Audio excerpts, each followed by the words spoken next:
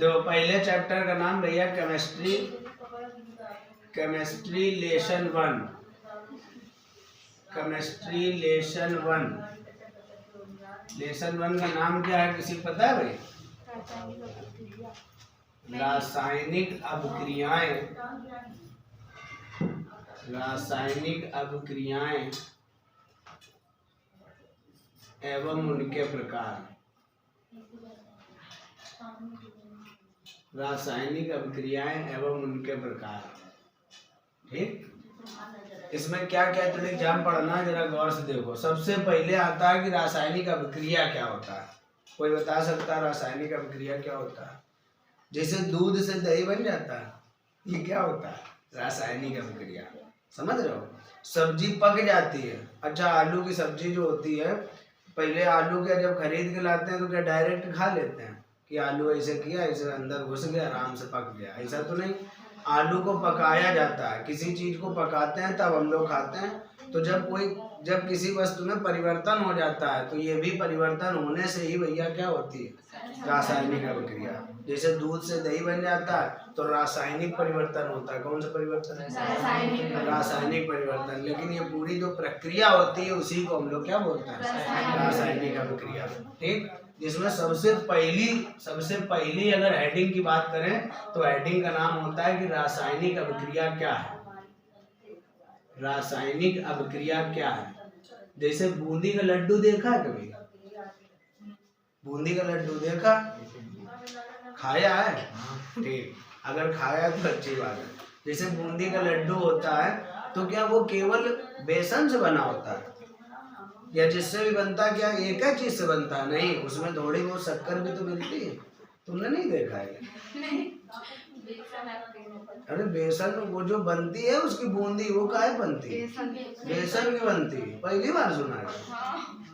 तो तुम्हें क्या लगता था काहे की बनती है? बूंदी बरसता है पानी, कहीं बूंदी बरस रही, बटोर लो भैया, ऐसा तो नहीं होता। वो क्या होता है, बेसन से तो उसको क्या करते हैं, एक बड़ा सा ऐसे छन्नी टाइप में होती है और उस छन्नी में क्या करते हैं, ऐसे गीला बेसन पानी के तरीके लपटा, ऐसा जैसे लपटा होता है ऐसा छान के उसमें डालते हैं और एक लोग उस छन्ना को ऐसे ऐसे हिलाते रहते हैं। तो वो जैसे उसमें भर जाता है और फिर ऐसे ऐसे हिलाते रहते हैं तो छन्न छन्न छन्न करके खूब सारी बूंदी ऐसी गिरती है। नहीं समझ पा रहा? जैसे पानी लो और मुंह में छिटकी मारो। लोग नहीं मारते हैं चिटकी, जैसे चक्कर आते हैं तो कहीं मार पानी मार, इसके जरिए पानी मारा। उन लोग नौटंकी भी करते हैं तो उनको पानी मारने से पहले होश आ जाता है। ठीक, और कुछ का रियल होता है, जो रियल में गिरते हैं वो ऐसे गिरते हैं कि भयानक चोट लग जाती है। कि आप ऐसे खड़े हैं, वो देखते नहीं कि फर्श है कि क्या है, कि सुई खड़ी है कि गुम्मा ईंटा पत्थरा, वो नहीं देखते हैं। कुछ लोग देखते हैं कि चक्कर अब आएगा तो इधर गद्दा पड़ा है और इधर मिट्टी है, इधर फलाना है, तो उधर गिरेंगे जिधर गद्दा पड़ा, कहीं नो माय गॉड चक्कर आ गया। ठीक, तो वो चक्कर नहीं होता, वो ड्रामा होता है, ये भी ध्यान रखना। रासायनिक अभिक्रिया क्या होता है? तो हम लड्डू से कहाँ पहुंच गए थे? रासायनिक अभिक्रिया की बात करें तो जब दो या दो से अधिक, जैसे लड्डू, तो लड्डू में एक तो बेसन होता है, दूसरा होता है चीनी, तभी तो थोड़ा मीठा मीठा लगता है अगर खाया हो तो, है ना? तो जो बूंदी का, अच्छा बूंदी का लड्डू ज्यादा अच्छा लगता है कि बेसन का? बूंदी का। ठीक है, अच्छी बात। रासायनिक अभिक्रिया, जब दो या दो से अधिक पदार्थ आपस में संयुक्त हो जाते हैं। मान लीजिए कोई एक पदार्थ ए है और दूसरा पदार्थ क्या है, बी। जब दो या दो से अधिक पदार्थ आपस में संयुक्त हो जाते हैं और एक नए पदार्थ का निर्माण करते हैं तो इस प्रकार की अभिक्रिया को रासायनिक अभिक्रिया कहते हैं। इतनी बात समझ में आई?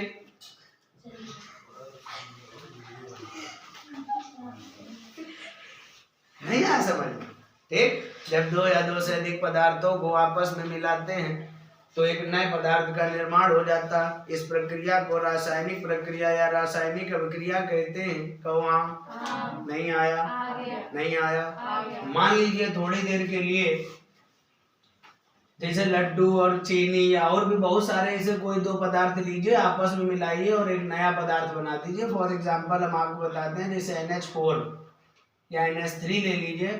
NH3 होता है अमोनिया। बोल के बताओ क्या होता है? अमोनिया।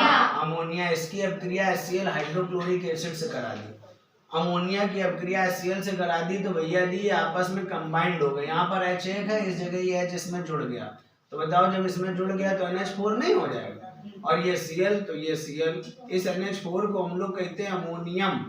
क्या बोलते हैं? अमोनियम। अमोनियम। और Cl को पढ़ते हैं क्लोराइड। पूरा नाम पढ़ के बताओ। Ammonium chloride. Ammonium chloride. एक परिभाषा हमें याद हो गई कि दो या दो से अधिक पदार्थ आपस में संयुक्त होकर जब एक नए पदार्थ का निर्माण करते हैं उसको हमारा समाज रासायनिक अपक्रिया के नाम से जानता है। इतनी बात समझ में आई? ठीक। इसी के बाद में आ जाता है रासायनिक अपक्रिया के तुरंत बाद आता है कि रासायनिक समीकरण क्या होता है, कि रासायनिक समीकरण। इसके नेक्स्ट हेडिंग पड़ेगी रासायनिक समीकरण। अभी एक बार समझेंगे और समझने के बाद इकट्ठा नोट कर लेंगे। जैसे रासायनिक अपक्रिया वैसे ही रासायनिक समीकरण।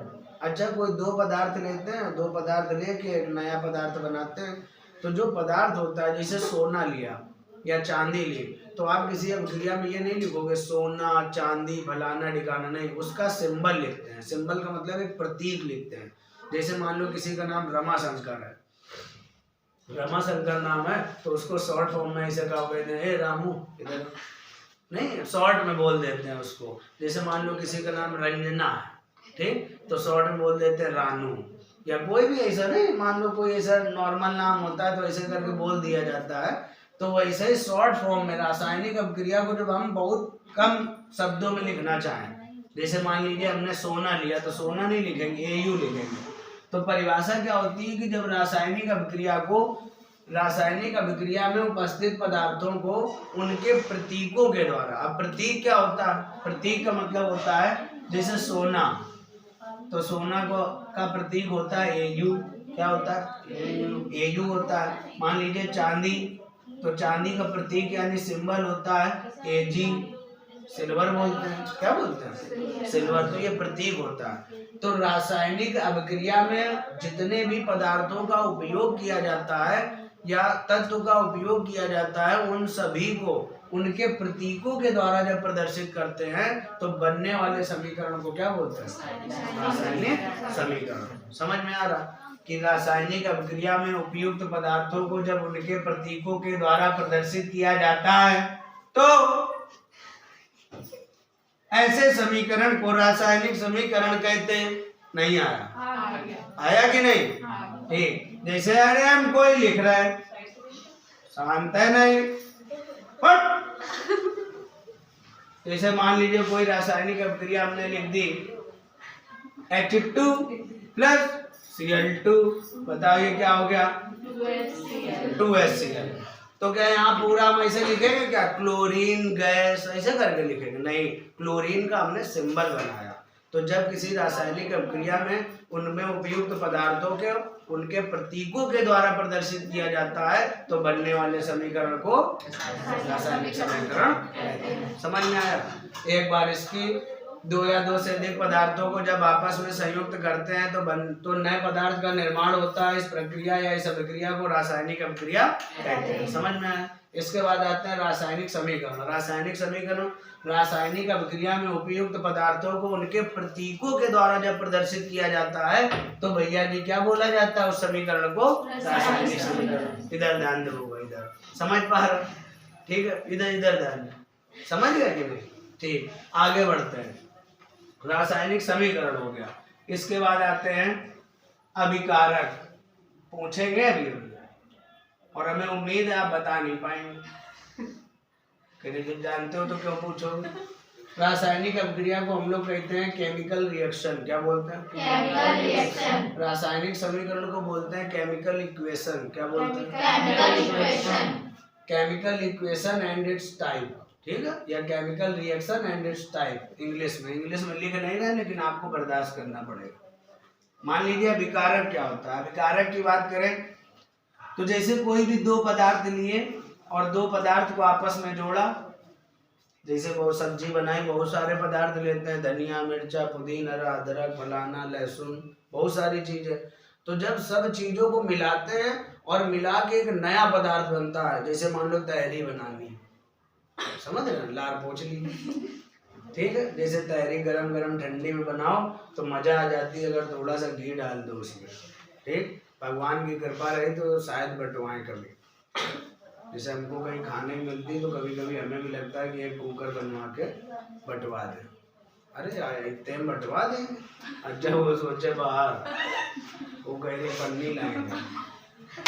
भैया अभिकारक का मतलब नहीं पता, किसी को पता है अभिकारक का मतलब? वो कह रहे हैं आपको नहीं आता है, अभिकारक नहीं जानते हो।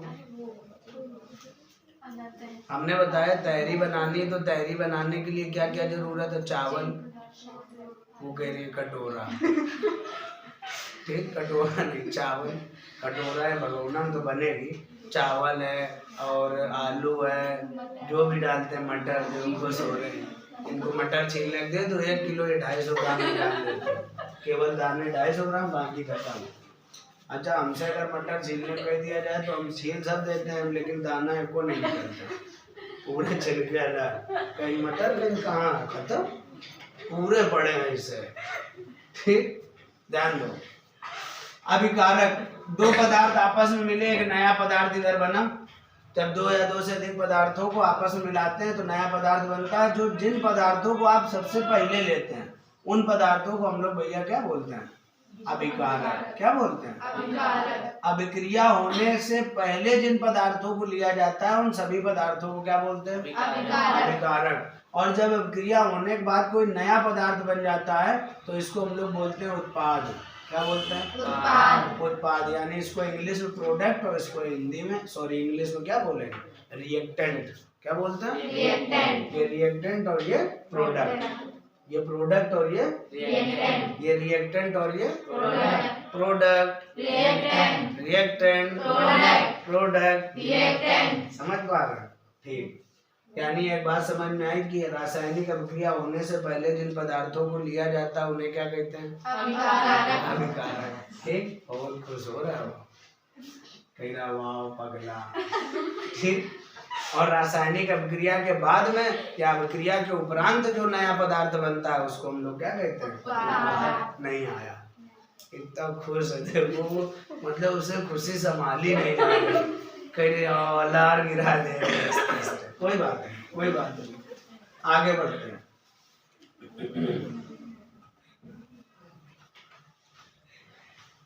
देखो भाई, आते हैं रासायनिक अभिक्रियाओं के प्रकार, या आप ये समझ लीजिए पहले छोटी छोटी बातें सीखते हैं। संतुलित रासायनिक समीकरण, संतुलित रासायनिक समीकरण देखते हैं क्या होता है। संतुलित रासायनिक समीकरण, बैलेंस्ड केमिकल रिएक्शन। ठीक है, बैलेंस। अच्छा, संतुलित का मतलब होता है कि कोई रासायनिक अभिक्रिया लिखी, मान लीजिए हमने कोई रासायनिक अभिक्रिया यहाँ पर लिख दी C+O2, ये हो गया CO2। क्या हो गया ये? CO2। ठीक है, C+O2 CO2। बताओ कार्बन कितने? एक। ऑक्सीजन कितने? दो। कार्बन कितने? ऑक्सीजन कितने? दो। इधर वाला जो त्रिक जाम होता है ये सब क्या कहलाता है बताओ ना? अभिकारक। अभी बता चुके हैं। इधर वाला त्रिक जाम पूरा बताओ? उत्पाद कहलाता है। ठीक, अगर ये अभिकारक ये उत्पाद, तो एक बात पता है कि संतुलित रासायनिक समीकरण वो होता है जिसमें अभिकारक और उत्पाद के अणुओं की संख्या आपस में बराबर होती।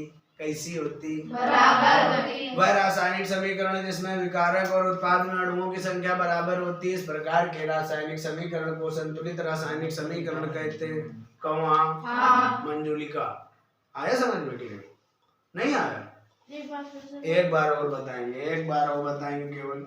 वह रासायनिक समीकरण जिसमें अभिकारक के में उपस्थित अणुओं की संख्या, बताओ अभिकारक में कार्बन और ऑक्सीजन जितने उतने तो इधर, जब दोनों तरफ बराबर हो, परमाणुओं की संख्या अणुओं की संख्या जब दोनों तरफ बराबर होती है तो उसको हम लोग क्या बोलते हैं?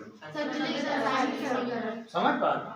वह रासायनिक समीकरण जिसमें अभिकारक में उपस्थित अणुओं की संख्या उत्पाद में अणुओं की संख्या के बराबर होता है, इस प्रकार के समीकरण को संतुलित रासायनिक समीकरण कहते हैं। समोसा ज्यादा खा लिया तो उबा सांसी हो रही है। बर्दाश्त के बाहर नहीं, जैसे हो जाता है, उलझन हो जाता है, कोई दिक्कत नहीं है उसमें, खाना चाहिए। कभी कभी आप खा सकते हैं ज़्यादा मात्रा में, कभी कभी नहीं मन कर जाता है कि बर्दाश्त के बाहर हो जाता है, आज हटाओ आज खाएंगे जम के, तो खा सकते हैं, कोई दिक्कत नहीं उसमें। ठीक, समझ पा रहे हैं? संतुलित रासायनिक समीकरण आ गया। अच्छा बताओ, हाँ जल्दी। वे रासायनिक अभिक्रिया जिसमें अभिकारक की अणु संख्या और उत्पाद की अणु संख्या बराबर होती है, संतुलित रासायनिक अभिसमीकरण कहते हैं। आ गया समझ में? इसी का जस्ट उल्टा, उल्टा अगर आओगे तो आ गया असंतुलित रासायनिक समीकरण। असंतुलित रासायनिक समीकरण कौन करण? समीकरण करण अर्जुन, कौन करण? करण भाग अर्जुन, भाग नहीं कहता है उसमें, कहता भाग अर्जुन। तो रात में सो भी रहा होता है तो रात में कहता भाग, तो बड़बड़ा जाता, पसीना छोड़ देता, ध्यान दिया हो तो। ये संतुलित हो गया। आप काहे बात करेंगे?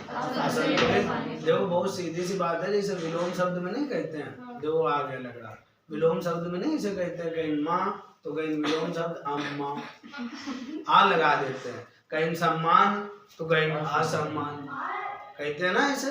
और कोई बताओ विलोम शब्द जिसमें आ लगाते हैं? इन्होंने बताया शुभ अशुभ, शुद्ध अशुद्ध, शुद्ध अशुद्ध। कोई बताया शुद्ध पदार्थ क्या होता है? कह रहे हैं वो तुम नहीं खा पाओगे। हाँ, शुद्ध पदार्थ वो होता है जिसमें एक ही प्रकार के कण पाए जाते हैं, इस प्रकार के पदार्थ को शुद्ध पदार्थ कहते हैं। जैसे दूध अगर शुद्ध है तो उसमें पानी ना मिला हो, दूध है, दूध हो तो वो क्या है? शुद्ध। एक ही प्रकार के कण जिस पदार्थ में पाए जाएंगे उस पदार्थ को खुशी के घर में शुद्ध पदार्थ कहा जाएगा। ये बात समझ पा रहे हैं? फिर जमा कराए, आगे बढ़ते हैं। असंतुलित रासायनिक समीकरण, ठीक है, तुम्हारे नहीं 2-3 दिन बीच में, ठीक। असंतुलित रासायनिक समीकरण क्या होता है? इसको भैया एक हमारा फेवरेट है, इसको ये भी कहते हैं, या करके आप कह सकते हैं। अच्छा, कंकाल रासायनिक समीकरण, बोल के बताओ। कंकाल रासायनिक समीकरण। अगर कभी पेपर में आ जाए तो ये ना लिखना हमारे बाबा को कंकाल कहते हैं, ठीक है। हाँ, इसमें लिखोगे कंकाल रासायनिक समीकरण में इसका जस्ट अपोजिट, उल्टा। अब उल्टा का मतलब ये नहीं कि ये जो लिखा है इसे उड़ा दिया, कहीं पलटाओ इसको, ऐसा नहीं। असंतुलित रासायनिक समीकरण, इसमें का दोनों तरफ बराबर, इसमें दोनों तरफ बराबर नहीं होगा। कैसे नहीं होगा थोड़ा समझते हैं। मान लीजिए हमने ले लिया यहाँ पर Mg लिया, और इस जगह पर हमने ले लिया यहाँ 2 Mg ले लिए, और इस जगह Cl2 ले लिया, और इस जगह पर हमने रिएक्शन कराई तो लिख दिया 2 MgCl2। इसको कहते हैं मैग्नीशियम क्लोराइड। अच्छा, ईमानदारी से हमें बताओ कि जितना मैग्नीशियम है यहाँ कितना? 2। यहाँ मैग्नीशियम कितना? 2। यहाँ क्लोरीन कितना? 2। यहाँ क्लोरीन 2 दूनी 4। क्या यहाँ 4 है? नहीं, बैलेंस नहीं है। तो ऐसी अभिक्रिया को क्या कहेंगे? कंकाल रासायनिक समीकरण। अभिक्रिया नहीं, समीकरण। ऐसे समीकरण को क्या बोलेंगे? कंकाल रासायनिक समीकरण। समझ पा रहे हैं ना? वह रासायनिक समीकरण जिसमें अभिकारक के अणुओं की संख्या उत्पाद के अणुओं की संख्या के बराबर नहीं होती है, इस प्रकार के समीकरण को असंतुलित रासायनिक समीकरण या कंकाल समीकरण कहते हैं। समझ में आ रहा कि अंधे चल रहा? सब आ रहा ना? आगे बढ़ते हैं। ये हो गया। आगे आते हैं कि जो समीकरण होते हैं या रासायनिक अभिक्रिया होती है ये कितने प्रकार की होती है, इसको समझते हैं जरा। इस जगह पे हम लिख रहे हैं, जिनको मजा आ रहा है वो भी देखेंगे, कुछ लोग हंसना चाहते हैं, हंस नहीं पा रहे हैं। रासायनिक खुल के हंसे, फीस नहीं बढ़ाएंगे, परेशान ना हो। रासायनिक अभिक्रियाओं के प्रकार,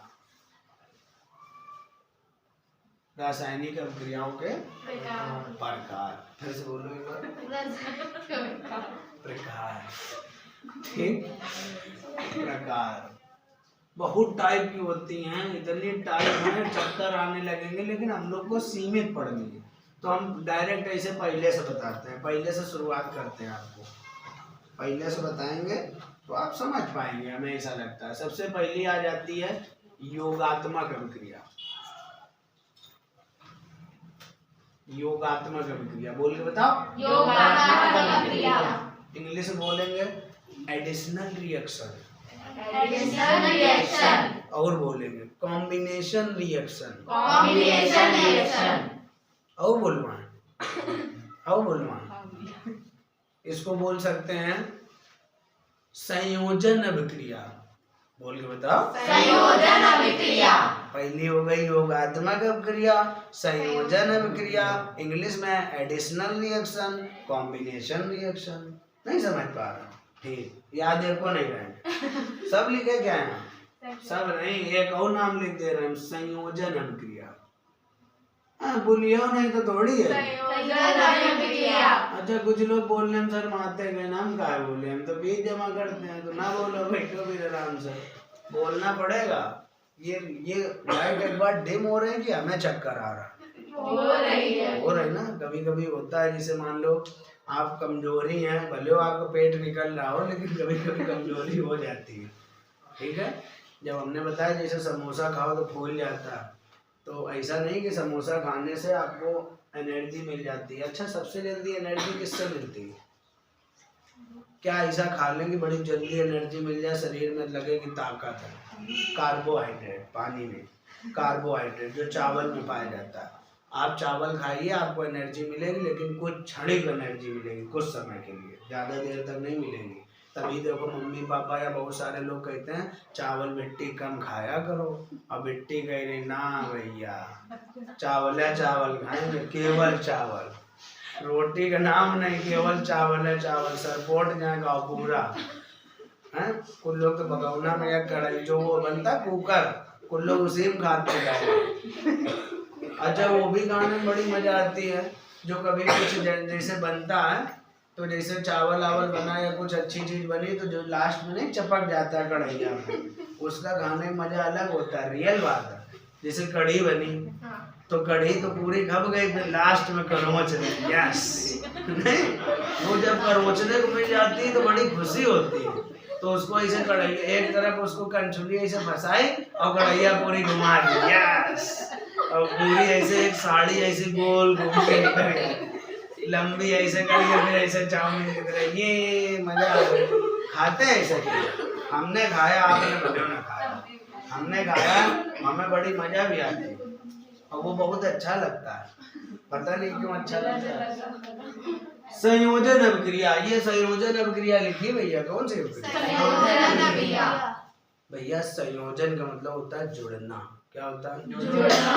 आप हमारे यहाँ पहले दिन पढ़ने आए तो उस दिन संयोजित नहीं हुए थे, लेकिन जब आप कंटिन्यू पढ़ने आने लगे तो आपका हमारा क्या हो गया? संयोजन हो गया। अब आप कहीं हमें देखेंगे तो कहेंगे अरे ये तो भैया पढ़ाते हैं, अकल भले हो नहीं लेकिन पढ़ाते हैं, है ना।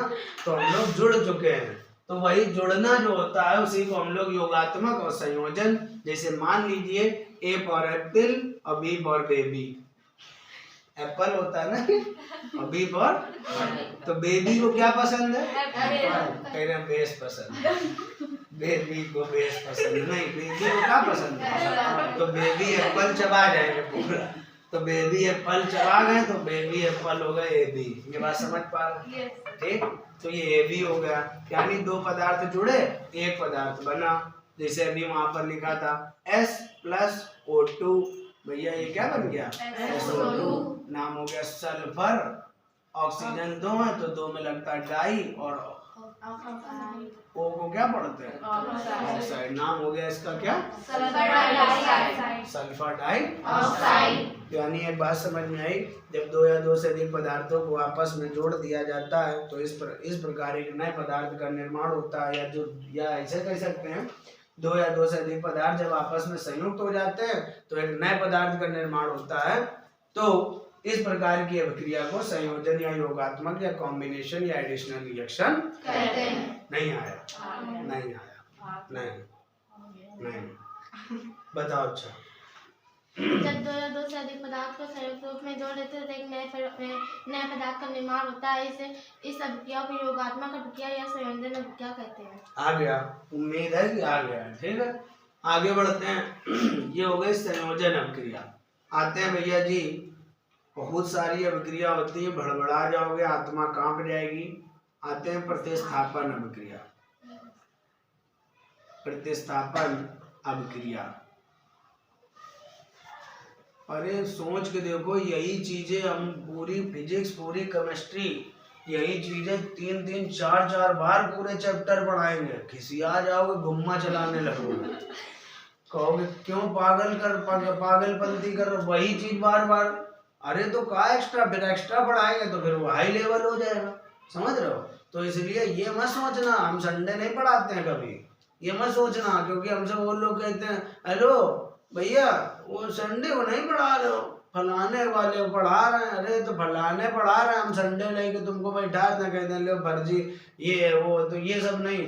हम पूरा कोर्स, हमारी जिम्मेदारी हो, हमारी जिम्मेदारी है। हम 10 बार ऐसे, तुम जब तक खुद न कह दो कि भैया बस अब बहुत देर हो गई, अब आप पढ़ा न देना ये सब। हाँ, ऐसे कहोगे किताब ऐसे ये लो पढ़ी है, जहाँ से पूछना पूछो, एक भी अक्षर बता नहीं पाएंगे, ठीक है। तो ये ध्यान रखना, ऐसे कापी फाड़ के फेंकवा देंगे, कापी फाड़ के फेंकवा देंगे, क्योंकि कुछ समझ में नहीं आएगा तो फेंकवानी पड़ेगी। तो ये ध्यान रखना, भड़बड़ाना नहीं। इसको हम लोग इंग्लिश में बोलते हैं डिस्प्लेसमेंट रिएक्शन। बोल के बताओ, डिस्प्लेसमेंट रिएक्शन। क्या बोलते हैं? Displacement reaction. क्या हुआ? Displacement reaction. देखो displacement, have you any problem? कहने बस करिए, चलिए बहुत देर हो गई, आप नाश कटोगे। देखो जरा, देखो प्रतिस्थापन है, कोई दिक्कत नहीं, सुना, कोई दिक्कत थोड़ी, घर की खेती है। ऐसा थोड़ी कल छापा पड़ेगा, पुलिस आई, इधर पूरी जीप खड़ी है, पहले निकालो इसको बाहर, जैसे निकल गया भैया भैया नमस्कार। प्रतिस्थापन अभिक्रिया इंग्लिश में बोलते हैं डिस्प्लेसमेंट रिएक्शन। अच्छा, इलेक्ट्रोकेमिकल सीरीज पढ़ी है? लीक वासन नमगल का मंजन करके भेटो नहीं पगले, हाँ गुल्ला जो का पंडित, ध्यान करो।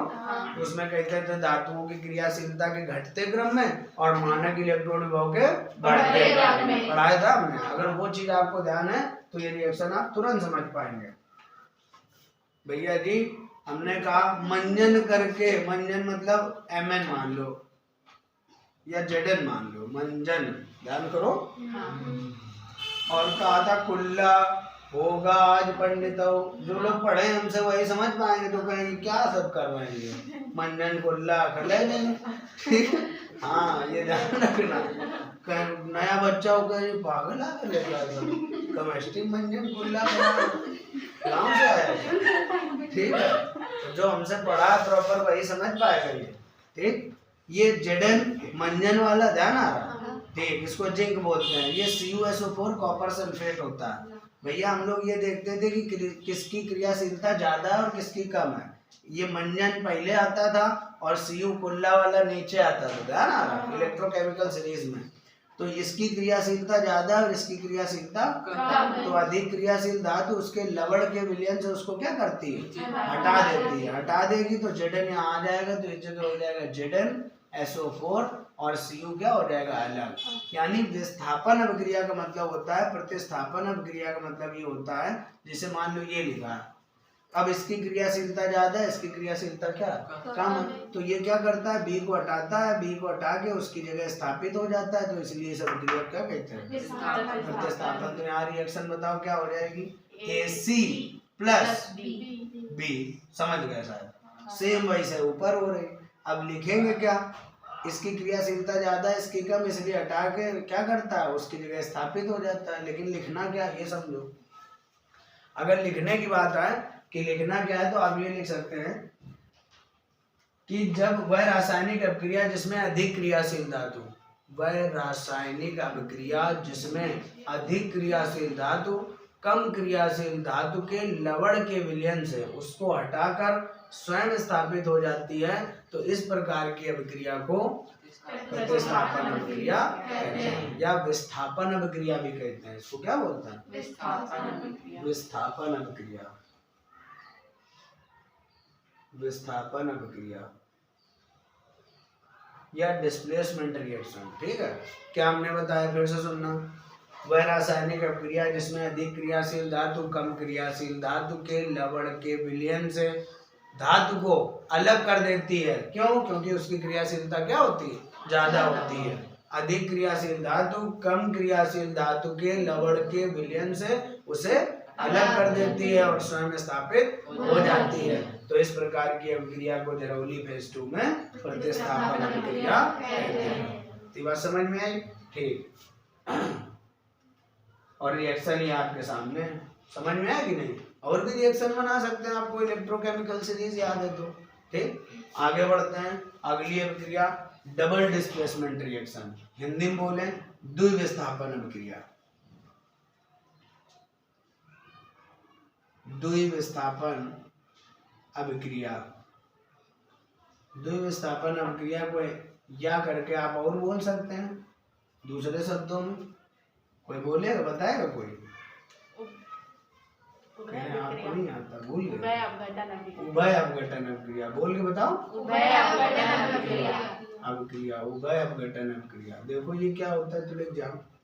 द्विविस्थापन उभय अपघटन, इंग्लिश में बोले डबल डिस्प्लेसमेंट रिएक्शन। बोल के बताओ। Double displacement reaction. ठीक, यानी इसमें क्या होता है देखो जरा, ए बी और यहाँ लिखा है सी डी। अच्छा, कभी आपने ये देखा है, मान लो जैसे फॉर एग्जांपल हम ऐसे ही बता रहे हैं कि मान लो हमारे गांव में टमाटर ज्यादा होते हैं और इनके गांव में धनिया ज्यादा होती है। वो खुश हो गए, होती भले हो ना हो, कह अब तो हम देंगे नहीं। ठीक, हमारे गांव में टमाटर ज्यादा हो रहे हैं, इनके गांव में धनिया ज्यादा हो रही है। भैया चटनी की जरूरत हमें भी है और चटनी की जरूरत इन्हें भी है, क्योंकि गरम गरम आलू भरे पराठा बनना है। क्या बनना है? बोलने में शर्म आ रहा है। अच्छा, पठेरा नहीं, पठेरा बता, पठेरा नहीं। मान लो पराठा बनना है, आलू में गरम गरम चटनी की आवश्यकता है। अच्छा बताओ, ज्यादा मेरे यहाँ इतना टमाटर हो रहा गांव में कि फेंकना पड़ रहा, लोगों बांट रहे हैं फिर भी बचा दे रहा। तो बताओ हमें धनिया की जरूरत है कि नहीं? हमको भी देख लो। धनिया की जरूरत है? अरे शर्माओ नहीं, धनिया की जरूरत है।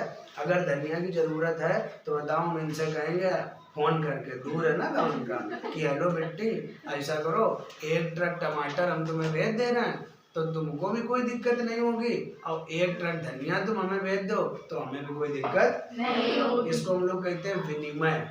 पैसा ना हो तब भी काम हो जाएगा।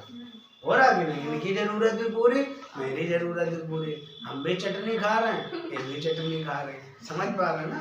ठीक, यानी कहने का मतलब जो अदला बदली होती है, क्या होती है? अदला बदली। अदला बदली होती है, इसको हम लोग विनिमय बोलते हैं। अच्छी भाषा में क्या बोलते हैं? विनिमय। बिना पैसे का लेन देन विनिमय कहलाता है। ठीक, तो जब क्या होता क्या है, जैसे ये पूरा यौगिक है, ये पूरा क्या है? यौगिक। एग्जाम्पल के तौर पे बता रहे हैं, हालांकि ये यौगिक नहीं है।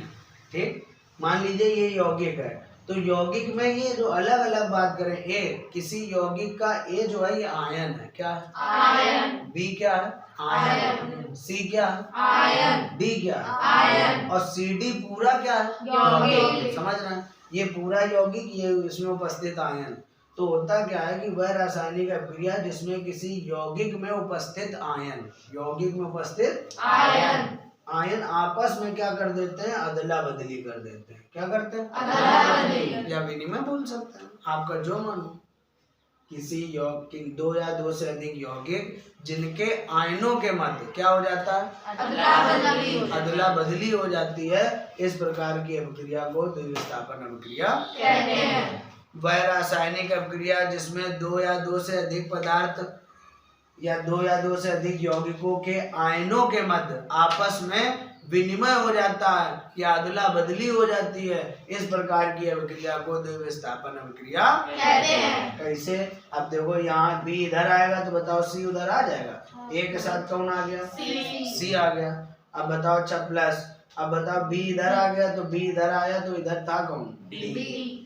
बताओ इनके बीच अदला बदली हुई। क्या हुई? अदला बदली। अदला बदली। बदली। अदला। अदला बदली। बदली। अदला। अदला बदली।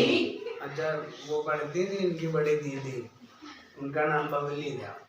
तो हम ऐसे कर रहे थे तो वो कहती बहुत तेज गुस्सा आई थी। हम बार बार कह रहे थे अदला, कुछ कह रहे थे बबली। तो अदला बदली हुई है, नॉट बबली। विनिमय हुआ, समझ पा रहे हैं? बहुआ झिंगुर, समझ में आया? वह रासायनिक अपक्रिया जिसमें दो या दो से अधिक पदार्थ या यौगिक आपस में आयनों के मध्य विनिमय कर लेते हैं या अदला बदली कर लेते हैं, इस प्रकार की अपक्रिया को एम साइंस कोचिंग में क्या बोला जाता है? बोला जाता है, या कहते हैं, कुछ भी कह सकते हैं, नारद मुनि जी कुछ भी कह सकते हैं। समझ में आया? हम एग्जाम्पल के तौर पे ले रहे हैं। मान लीजिए AgCl या NaNO3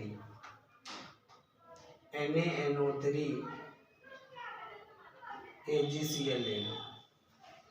अब अदला बदली करेंगे तो Na इधर आएगा और Ag इधर जाएगा, तो इधर से हो गया क्या? AgNO3 plus NaCl।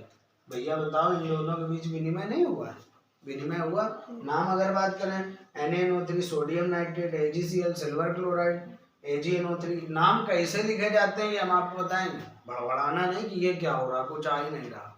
उन लोग की आत्मा कांपने लगती है कि ये कैसे नाम बताए दे रहे, कुछ नहीं, सब कुछ आएगा। धैर्य रखो, जितना धैर्य रखोगे उतना कुछ नहीं आएगा। पहले तो धैर्य क्यों रखे रहो, शायद आ जाए। ठीक, AgNO3 बोलते हैं क्या? Silver nitrate. बोल बताओ, सिल्वर नाइट्रेट। NaCl को क्या बोलते हैं? Sodium chloride. तो आज हमने आपको कितनी चीज बताई, एक बार जल्दी से स्पीड में हम लोग उड़ेंगे। ठीक है, देखते हैं कितनी स्पीड में हम बोल पाएंगे। अगर बोलते बोलते मेरी आवाज अगर मंद हो जाए तो आप उठ के घूंसा मार सकते हैं। ठीक है, डंडा। सबसे पहले क्या पढ़ा? रासायनिक अभिक्रिया। कौन बोलेगा नहीं, अगर कोई बोल गया तो बंदर बना दूंगा कॉपी में। ठीक, रासायनिक अभिक्रिया जब दो या दो से अधिक पदार्थ आपस में संयुक्त होते हैं, एक नए पदार्थ का निर्माण करते हैं, तो इस प्रकार की अभिक्रिया को रासायनिक अभिक्रिया वहाँ आगे बढ़ते हैं। जैसे ये अभिक्रिया हुई है तो ये क्या? रासायनिक अभिक्रिया। ठीक, जैसे आते हैं रासायनिक समीकरण। जब रासायनिक अभिक्रिया में उपयुक्त पदार्थों या यौगिकों को उनके प्रतीकों के द्वारा प्रदर्शित किया जाता है। रासायनिक अभिक्रिया में उपयुक्त पदार्थों को उनके प्रतीकों से प्रदर्शित किया जाता है तो बनने वाले समीकरण को रासायनिक समीकरण कहते हैं। समझ में आया? आगे बढ़ते हैं। अभिकारक। अभिकारक क्या होता है कि किसी रासायनिक अभिक्रिया में जो भी पदार्थ उपयोग में लाए जाते हैं या जिन पदार्थों से किसी पदार्थ का निर्माण किया जाता है या जो प्रारंभिक पदार्थ होते हैं उन्हीं सभी को क्या कहते हैं? अभिकारक। जब किसी रासायनिक अभिक्रिया को करना होता है तो सर्वप्रथम लेने वाले पदार्थों को क्या कहते हैं? अभिकारक पदार्थ कहते हैं। और जब अभिक्रिया संपन्न हो जाती है तो जो पदार्थ नया बनता है उसे हम क्या कहते हैं? उत्पाद कहते हैं। इतनी बात समझ में आते हैं भैया। उसके बाद संतुलित रासायनिक समीकरण, बैलेंस्ड केमिकल रिएक्शन क्या होता है समझते हैं। बैलेंस केमिकल रिएक्शन वह रासायनिक समीकरण जिसमें अभिकारक और अभिकारक उत्पाद पढ़ चुके हैं। वह रासायनिक समीकरण जिसमें अभिकारक और उत्पाद में अणुओं की संख्या आपस में बराबर होती है। इस प्रकार के रासायनिक समीकरण को संतुलित रासायनिक समीकरण कहते हैं। का वहाँ नहीं आया। असंतुलित रासायनिक समीकरण वह रासायनिक समीकरण जिसमें अभिकारक और उत्पाद में उपस्थित अणुओं की संख्या आपस में बराबर नहीं होती। इस प्रकार के समीकरण को कुछ ही बोल सकते हैं, लड़ना नहीं है। संतुलित बोल दो, कंकाल बोल दो, बात है कि ठीक है। तो केवल इतना देखना है कि अभिकारक और उत्पाद के अणुओं की संख्या बराबर नहीं होती। अगर बराबर नहीं है तो कंकाल है, बराबर तो संतुलित, बराबर नहीं है तो बराबर है तो आगे आते हैं। रासायनिक अभिक्रियाओं के प्रकार। सबसे पहला क्या पढ़ा? योगात्मक अभिक्रिया या संयोजन अभिक्रिया। जब दो या दो से अधिक पदार्थ आपस में संयुक्त होकर एक नए पदार्थ का निर्माण करते हैं, इस प्रकार की अभिक्रिया को योगात्मक या संयोजन अभिक्रिया कहते हैं। समझ में आया कि नहीं? यदि आपकी रिएक्शन नोट है ये समझ गए होगा। ठीक है, इकट्ठा नोट करना भी। आते हैं भैया प्रतिस्थापन अभिक्रिया। ये इलेक्ट्रोकेमिकल सीरीज अगर तुमने हमसे पढ़ी है तो समझ जाओगे, नहीं तो कुछ नहीं आएगा। कि वह रासायनिक अभिक्रिया जिसमें अधिक क्रियाशील धातु कम क्रियाशील धातु को उसके लवण के विलयन से हटाकर स्वयं स्थापित हो जाती है।